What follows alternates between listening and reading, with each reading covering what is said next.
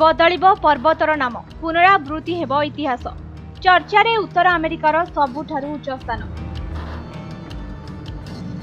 Trump सत्ता को आसिले gulf of मेक्सिकोर ना बदलाइबे बोली समस्ते जानिथिले, मात्र से उत्तर अमेरिका रे थिबा एक पर्वतर ना बदलाइछन्ति।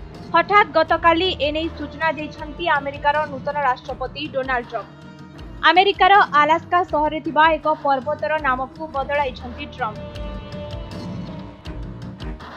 सबुठारु आश्चर्य कथा आगरु थरे एही पर्वतर ना बदला जाइथिला। प्रथमे एही माउंटेन नाम थिला माउंट मेकानिल। 2015 मसियारे बाराक ओबामा एही स्थान को गस्त करथिबा बेले एहार नाम बदलाई डिनेल रखिथिले। तेबे पुणी थरे डोनाल्ड ट्रम्प एहार ना बदलाई माउंट मेकनिल रखिबाकू कहिसथि। सूचना योग्य जे एहा उत्तर अमेरिकार सबुठारु उच्चतम स्थान अटे। एहा रॉकी पर्वतमाला उपरे अवस्थित, एणु एहार नाम अमेरिका वासींक पई बहुत महत्वपूर्ण अटे।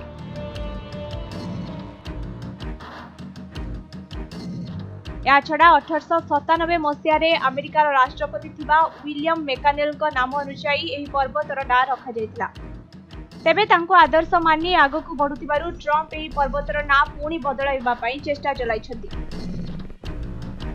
एपरिकि शपथ ग्रहण भाषण रे मध्य मेकनिल विषय रे अनेक किछि कहिथिले ट्रम्प।